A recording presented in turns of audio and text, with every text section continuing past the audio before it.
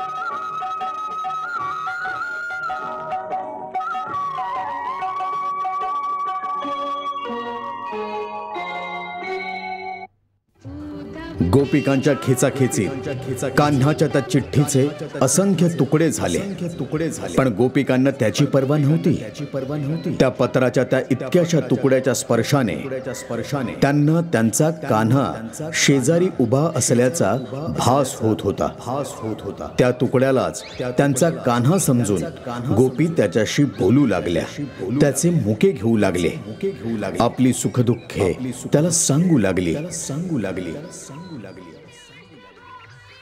त्याला जवळ घेऊन त्यांनी इतके दिवस साचलेलं त्याचं मन त्याच्या जवळ अश्रू रूपाने मोकळं केलं।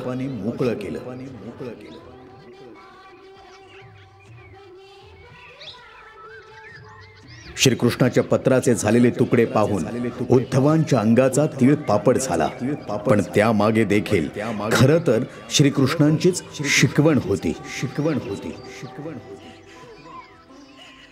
इतके असंख्य तुकडे होऊन देखील प्रत्येक तुकड्यात तिथल्या प्रत्येक गोपीला तिचा कान्हा मिळाला होता। अगदी महारास क्रीडेच्या वेळी जसा प्रत्येकीला तिचा कान्हा तिच्या भोवती फेर धरायला मिळाला होता, अगदी तसाच।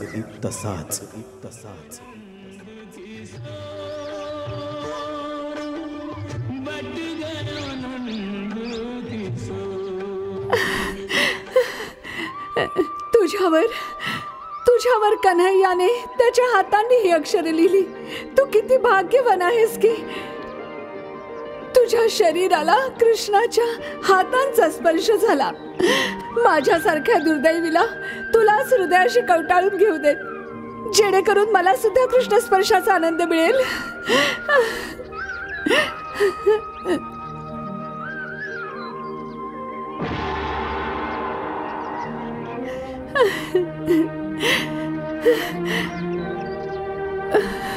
माझ्या कान्ह्याची चिठ्ठी, माझ्या कान्ह्याची चिठ्ठी।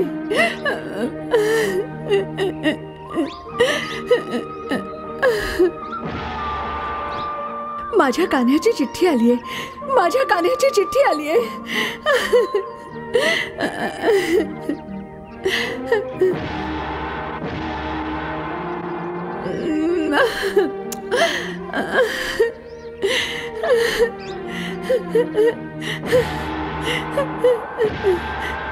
माझ्या कान्ह्याची चिठ्ठी आलीये.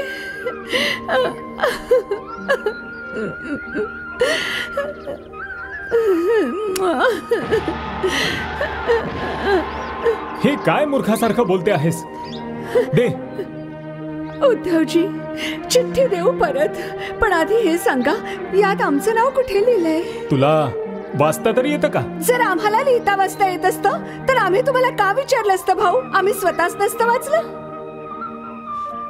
आणा आणा. भाऊ, कुणालाच इथे वाचता येत नाही, म्हणूनच तर तुम्हाला विनंती करतो आहोत ना.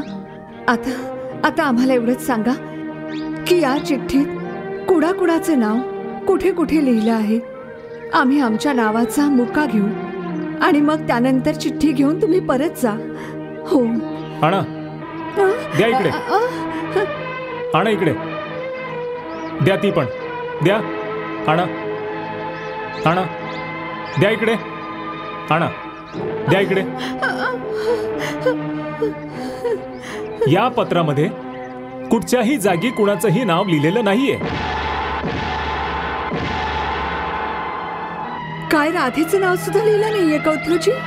नाही, या पत्रात राधेचं देखील नाव लिहिलेलं नाहीये.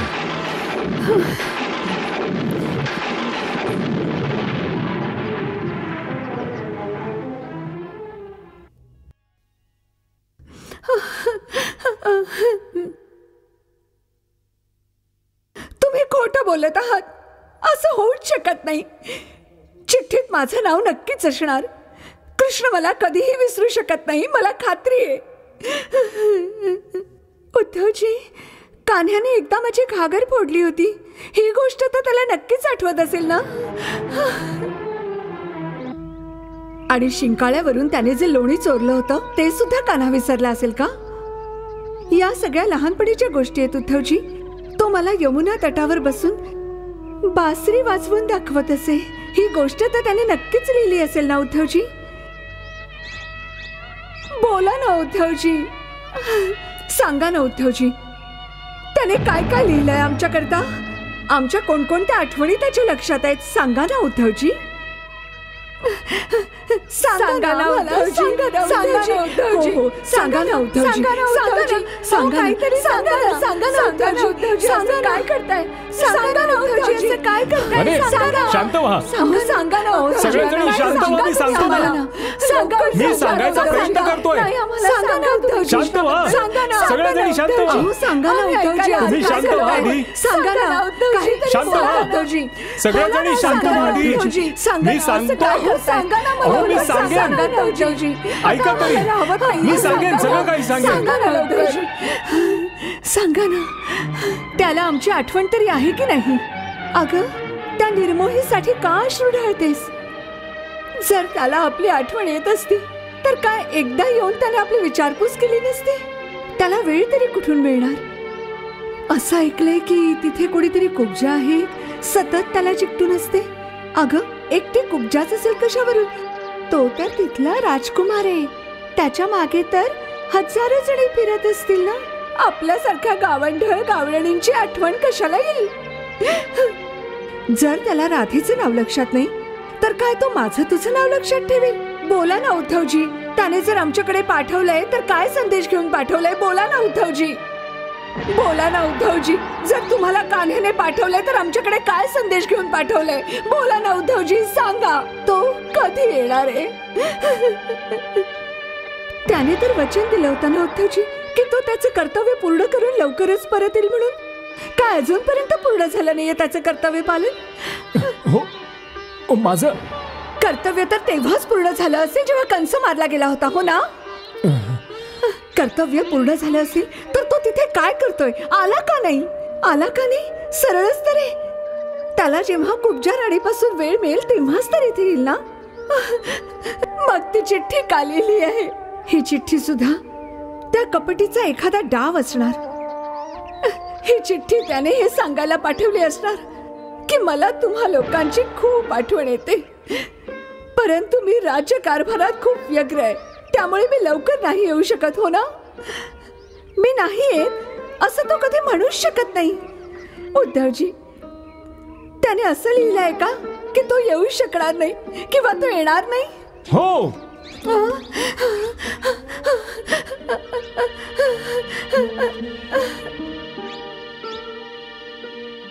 त्यांनी असंच लिहिलं आहे की मी नाही येऊ शकत, मी आता कधीही नाही येणार, मला विसरून जा.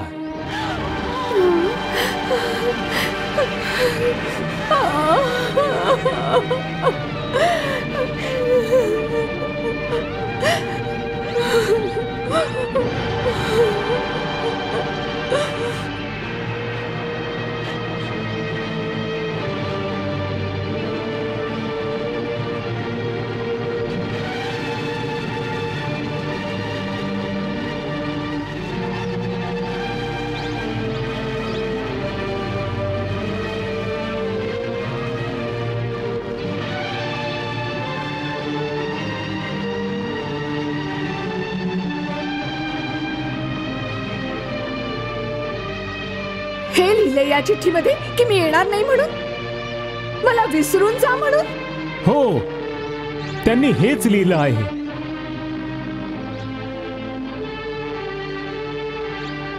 खरं बोलत आहात की आमची परीक्षा घेण्यासाठी आम्हाला त्रास द्यायला खोटं सांगत आहात उद्धव दादा?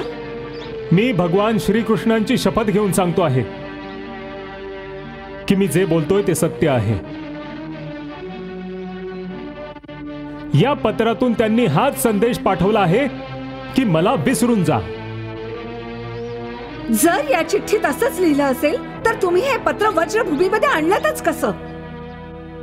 ही चिठ्ठी नाही, वज्रभूमीचं अपमान पत्र आहे. याचे तर तुकडे तुकडे करायला हवेत, याचे तुकडे तुकडे करायला हवेत. अरे ऐका, ही चिठ्ठी फाडून टाका ही चिठ्ठी. अरे अरे काय करता तुम्ही? हे अरे काय करतायत हे?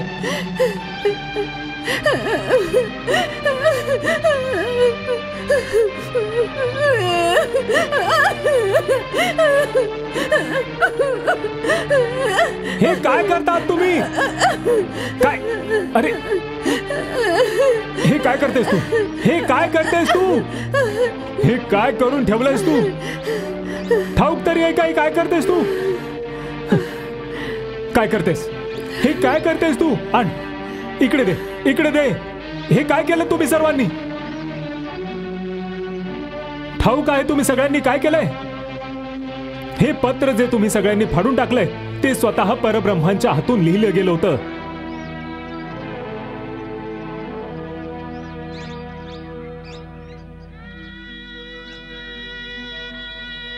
हे ते गुढ ज्ञान होतं ज्याच्या शोधार्थ ऋषीमुनी अनेक जन्म तपश्चर्या करत राहतात, आणि त्या ज्ञानाचे तुकडे तुकडे करून टाकले तुम्ही लोकांनी. अरे इतकंच जर दुर्लभ ज्ञान होतं तर त्याच ऋषीमुनींकडे घेऊन जायचं होतं. आमच्यासारखा गावंढळ गवळणींकडे घेऊन यायची काय गरज होती? बोला. तुमच्या कल्याणाकरता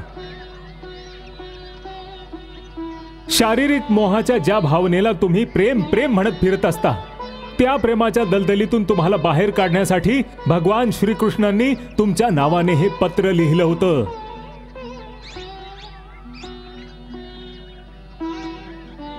त्यांनी तुमच्यासाठी असं लिहिलं होतं की माझ्या ज्या सुंदर शरीरावर तुम्ही प्रेम करता ते नश्वर आहे, एक दिवस त्याचा नाश होऊन जाईल.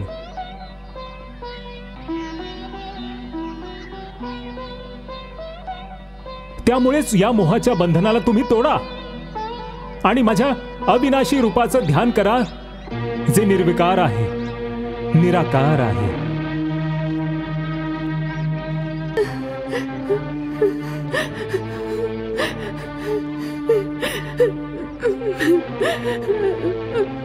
हे तुमचं मन जे माझ्या सौंदर्याच्या प्रेमात वेड झालं आहे, त्या मनाला माझ्या ईश्वर रूपाच्या साधनेत स्थिर करा.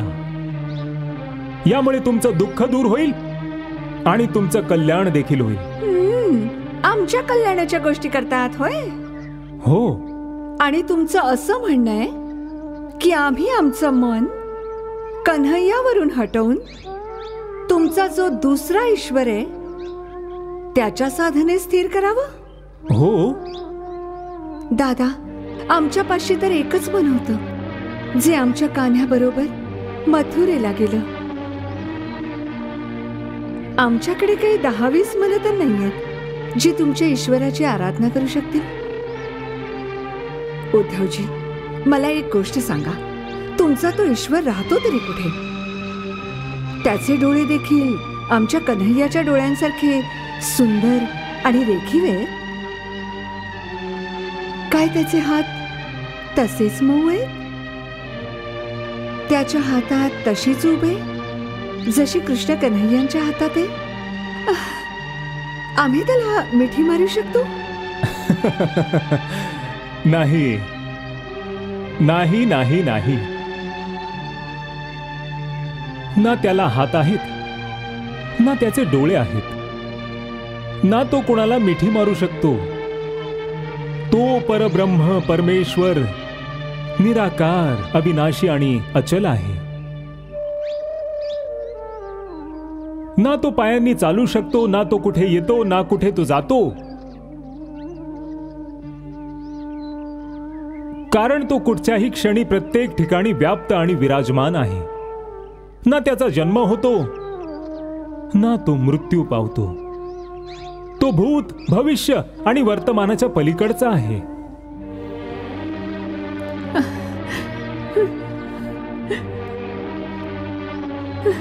ना तो कुठे येतो, ना तो कुठे जातो. तर मग त्याची आमच्याशी भेट तरी कशी व्हावी उद्धव दादा? जर त्याला हात नाहीत तर तो आम्हाला स्पर्श तरी कसा करणार? त्याला डोळे नाहीत तर तो आम्हाला पाहू कसा शकेल? आणि जर आम्हाला कोणी बघणारच नसेल तर आमच्या या देहाच्या सौंदर्याचं काय प्रयोजन? आम्ही नटायचं थटायचं तरी कुणासाठी उद्धव दादा? नाही दादा, आम्हाला असं काहीच न करणारा भगवानच नको, बाकी सगळं राहू दे. उद्धवजी, मला हे सांगा की कन्हैयाने तुम्हाला हा संदेश घेऊन पाठवला असेल तर काय विचार करून पाठवलं? त्याने असं लिहिलं आहे की माझ्यावर प्रेम करू नका, मला विसरून जा. उद्धव दादा, त्याला वेड तर लागलं नाही ना? अगं, तो जर वेडा जरी झाला ना तरी आपलं प्रेम नाही विसरू शकणार. वास्तवात हे मथुरावाले कपट करण्यात अगदीच प्रवीण आहेत. आधी तो अक्रूर आला आणि कृष्ण कन्हैयाला न जाणो काय उलटसुलट पट्टी पढवून आमच्यापासून दूर घेऊन गेला. आणि आता हे उद्धव दादा आले आहेत एक नवीन उपदेश द्यायला की कृष्ण भगवानांना विसरून जा म्हणून. हो हो.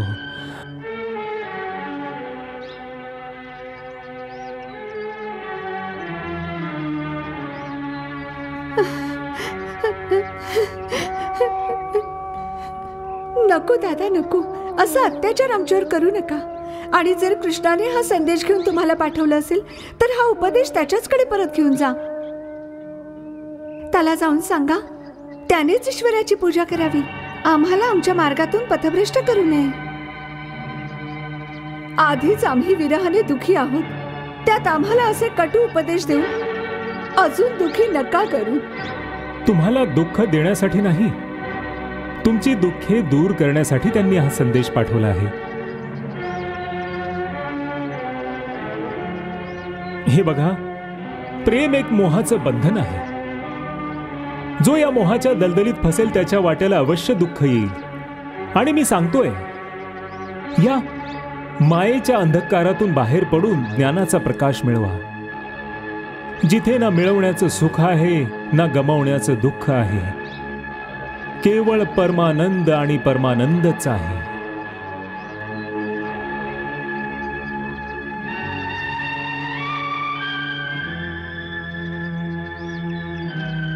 मिळवण्याचं सुख नाही, गमावण्याचं दुःख नाही, असं आयुष्य जगून काय फायदा?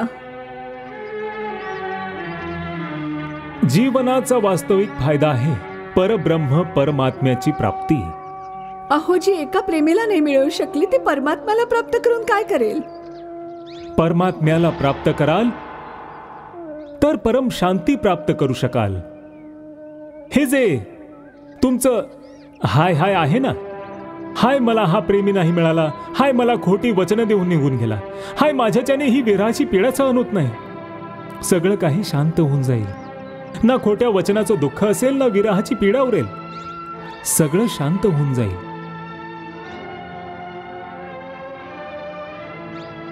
सगळं शांत होऊन जाईल. हो. जसं शव शांत असतं तसं, जसं शव शांत असतं तसं, शांत असतं तसं, जसं शव शांत असतं तसं, शांत असतं तसं, जसं शव शांत असतं तसं, शांत असतं तसं.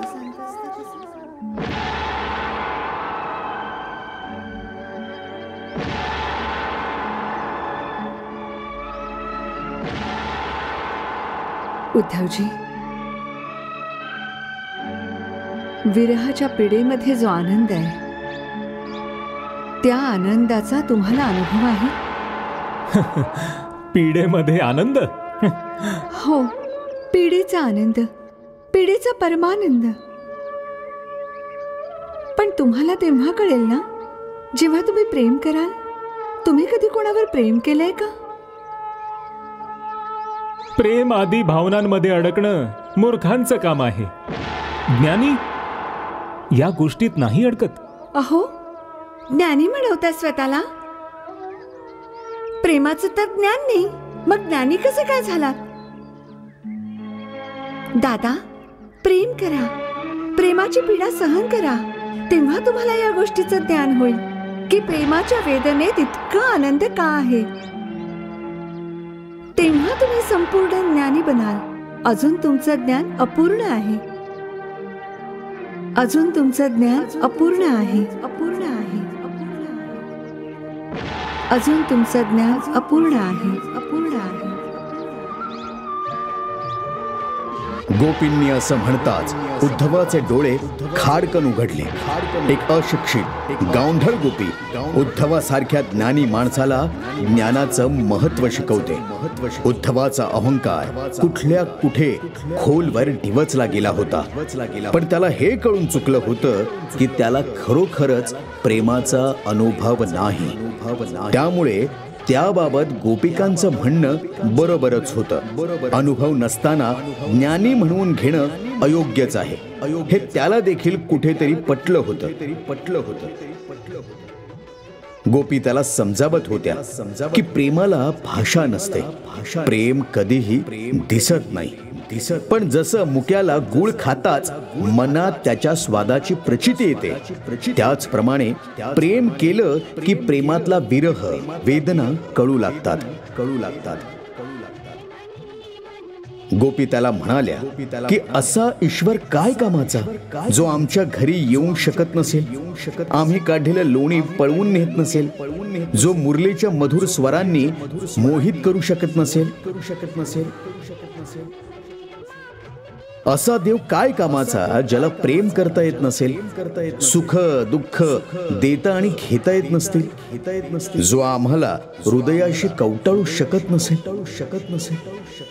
अशा या ईश्वराची व्याख्या सोडा आणि आमच्या मनमोहाला जाणून घ्या. प्रेमात काय आनंद आहे ते तुम्हाला नाही समजणार. त्यासाठी ते प्रेम करा आणि मग स्वतःच जाणून घ्या.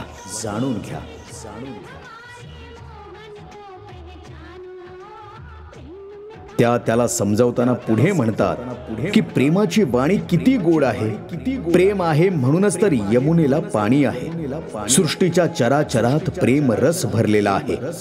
एकदा या प्रेमाची चव चाखून तरी बघा, तुम्हाला ज्ञानही मिळेल आणि ईश्वर देखील कळेल. गोपिकांनी तर त्यांना असंही सांगितलं की तुमचं ब्रह्मज्ञान काही दिवस तुम्ही खुंटीला टांगून ठेवा आणि आमच्या बरोबर प्रेमाचे धडे गिरवा. एकदा ते कराल तर निराकार निर्गुण रूपाचा मोह सुटून श्रीकृष्णाच्या साकार सगुण रूपाच्याच तुम्ही प्रेमात पडाल.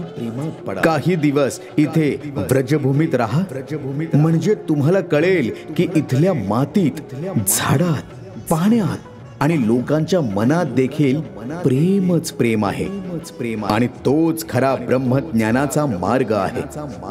थोडे दिवस इथे राहिलात की तुम्हाला देखील त्या कान्हाच्या मोहक रूपाची भूल पडेल आणि तुम्हाला देखील प्रेमाचा दंश होईल.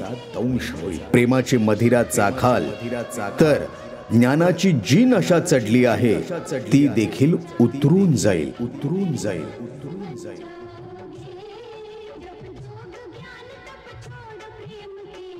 वेगवेगळी उदाहरणं आणि स्व अनुभवातून आलेल्या बोलांनी गोपिका उद्धवांना प्रेमाची महती सांगत होत्या.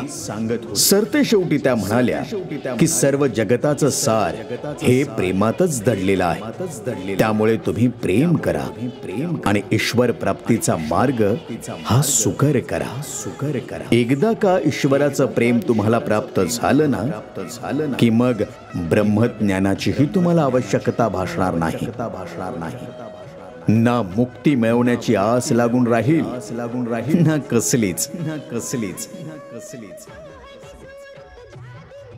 अहो, उद्धवाचा प्रेमावरचा विश्वास दृढ करण्यासाठी शेवटी सर्व गोपिका त्यांना तिथून राधेकडे घेऊन गेल्या, जेणेकरून त्यांना प्रेमाची व्याख्या अजून आणि चांगल्या पद्धतीने समजावता येईल. म्हणून प्रत्येक जण एकमेकींशी बोलून त्यांना राधाकडे घेऊन जाण्याचा कट रचू लागल्या.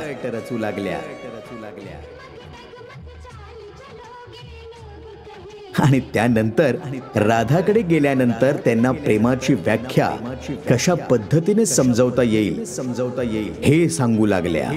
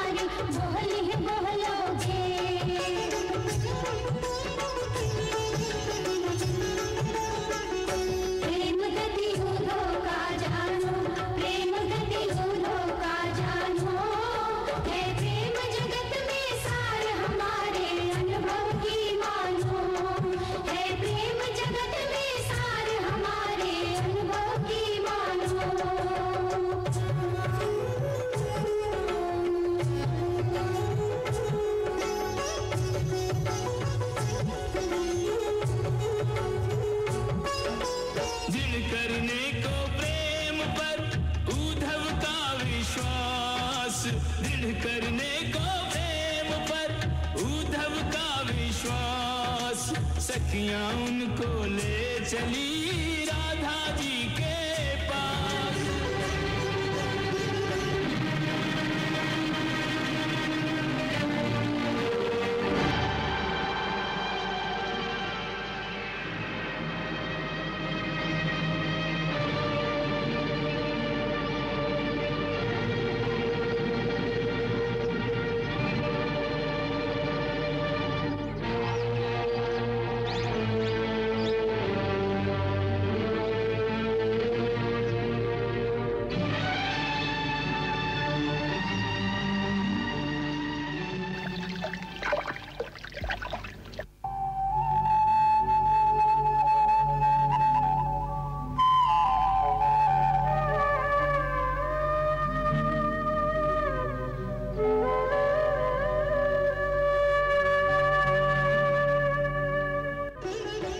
राधांना पाहून त्यांना असं कृष्णाच्या आठवणीत गढलेलं पाहून उद्धवांचा पार गोंधळ उडाला.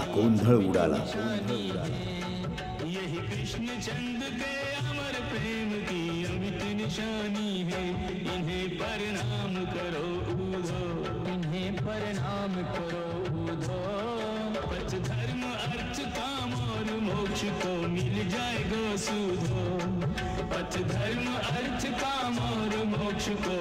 जाएगा सुधो.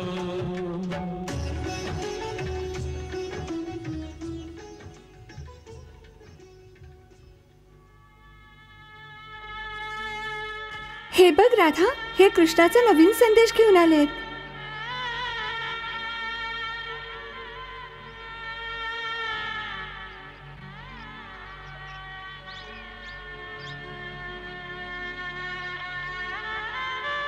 अगं राधा, हे बघ, हे कृष्णाचा नवीन संदेश घेऊन आले. कृष्णाचा संदेश आहे. त्यांच्या येण्याचा निरोप आहे का? कधी येणार आहेत?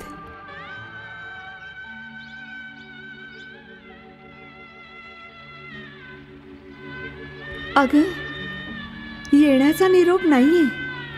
त्यांनी तर म्हटलंय की त्यांना विसरून जा म्हणून.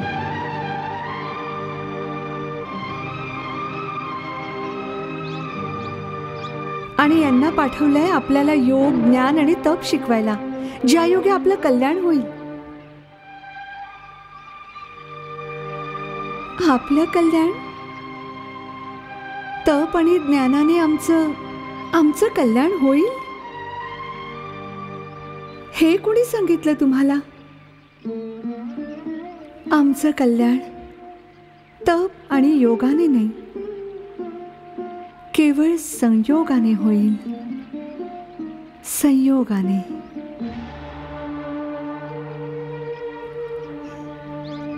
कृष्णाबरोबर संयोग, आणि तोही पूर्णत्वाने.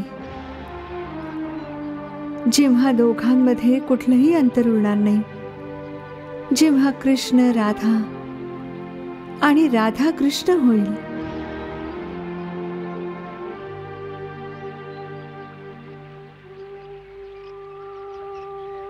बस, आम्ही तर यालाच योग समजतो, आणि हाच आमचा प्रेमयोग आहे.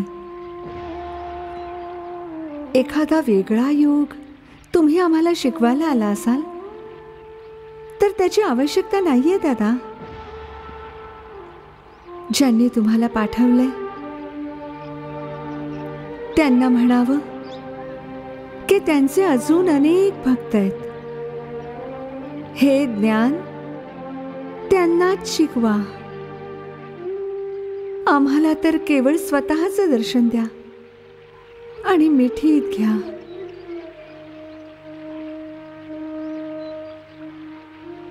बस, ना आम्हाला अजून काही मागायचे, ना आम्हाला आमचा प्रेमयोग सोडून कुठचा दुसरा योग शिकायचाय.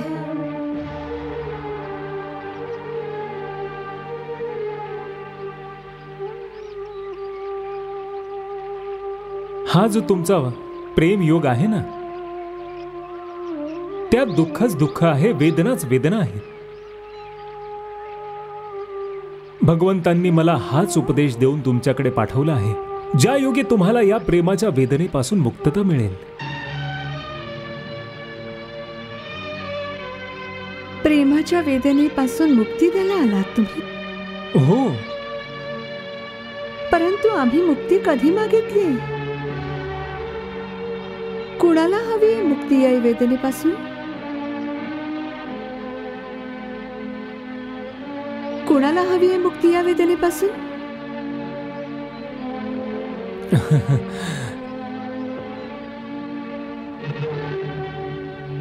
या सर्व आसक्तीच्या गोष्टी आहेत. अन्यथा योगिनीचं ध्येय पीडा मिळवणं नाही, आनंद प्राप्त करणं असतं. परंतु आनंदाची व्याख्या सर्वांसाठी एकच तर असू शकत नाही ना. कुणाला कोणत्या गोष्टीने आनंद मिळतो हा तर प्रत्येकाचा वेगवेगळा दृष्टिकोन असतो.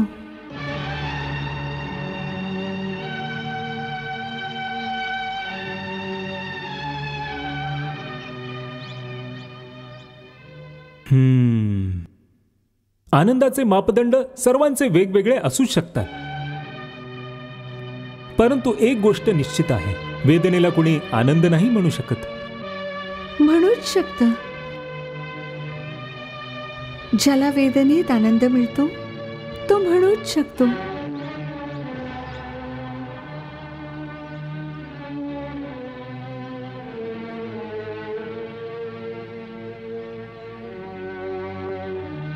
असा कोण खुळा असेल ज्याला वेदनेमुळे आनंद होत असेल?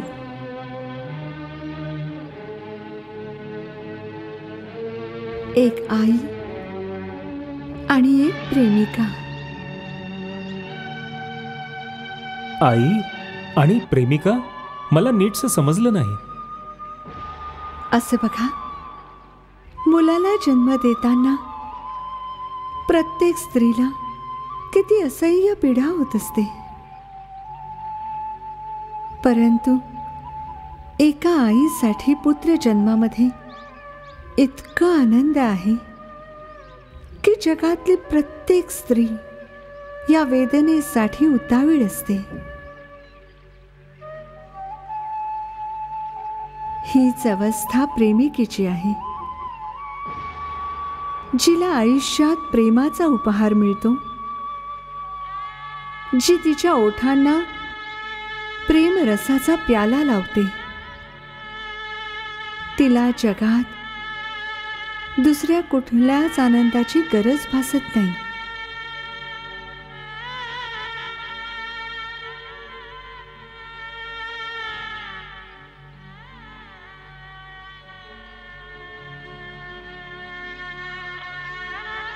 हेच तर म्हणतो आहे मी. प्रेम रसाचा प्याला तर क्षणभंगूर असू शकतो, त्यानंतर जो आयुष्यभराचा विरह सहन करावा लागतो त्याचा काय उपचार आहे? हे जे तुम्ही वारंवार विरह विरह म्हणतात ना, हा आहे तरी कुठे? विरह तर शरीरांचा असू शकतो, अन्यथा प्रेमिकांच्या आत्म्यांना विरह नसतोच मुळी.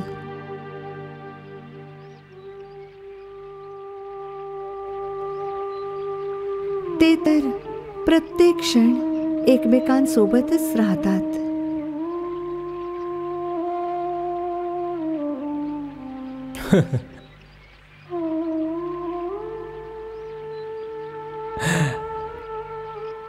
या सर्व कल्पनेच्या गोष्टी आहेत.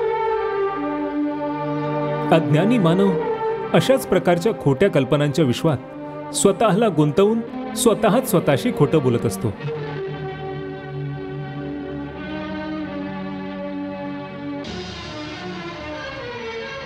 तुम्ही माझ्या बोलण्याला कल्पना, खोटी कल्पना म्हणालात? प्रेमिकांचं बोलणं परम सत्य असतं. मी तुम्हाला सांगितलं की प्रेमी प्रत्येक क्षण एकमेकांबरोबरच राहतात. ते सत्यच सांगितलंय.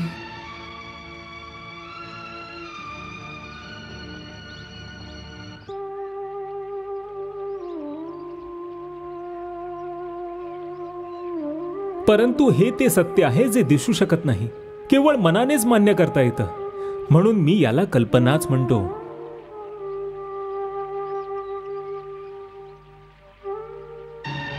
तुम्हाला बघायचं आहे?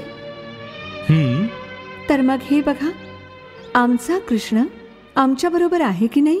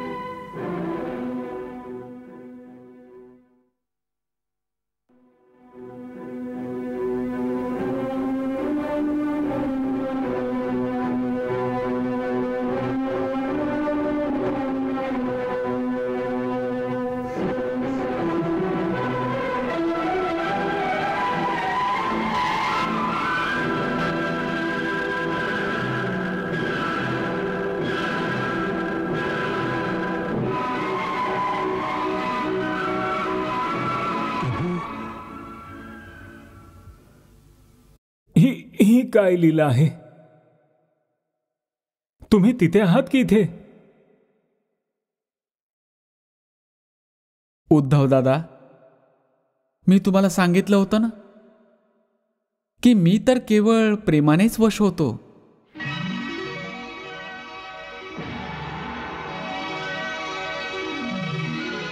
जिथे माझा प्रेमी मला बोलवेल मी तिथेच आहे.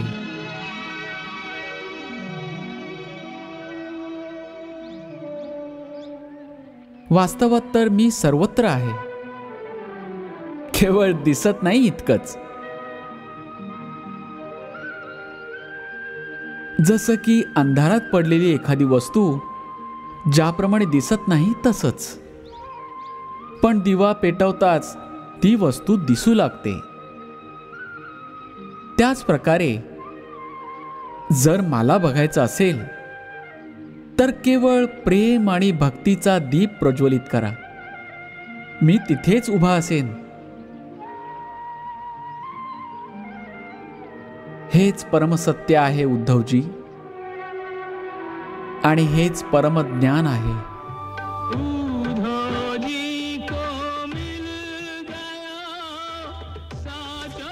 उद्धवाला अशा प्रकारे प्रेमाचं खरं महत्व कळलं आणि परमसत्य आणि परमज्ञान प्राप्त झालं.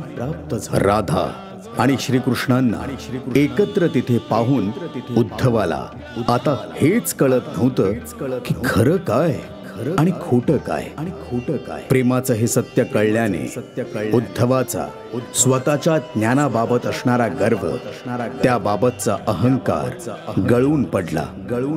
भक्ताच्या प्रेमाच्या कह्यात साक्षात श्री परमेश्वर आहेत हे पाहून प्रेम भक्तीबद्दलचा सर्व गैरसमज त्यांचा दूर झाला आणि उद्धवासारखा ब्रह्मज्ञानी प्रभूच्या चरणी नतमस्तक झाला.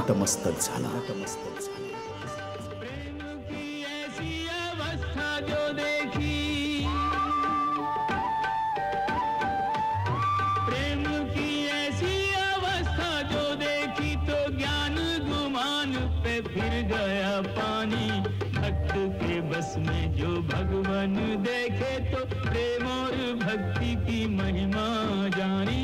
प्रेम से भर गया, श्रद्धा से भर गया, चरणों में पड़ गया ब्रह्म का ज्ञानी.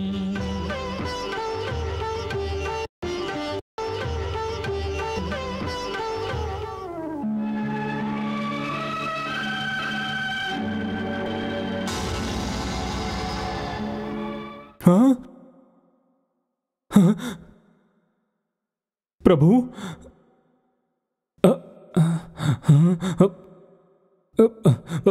कृष्णा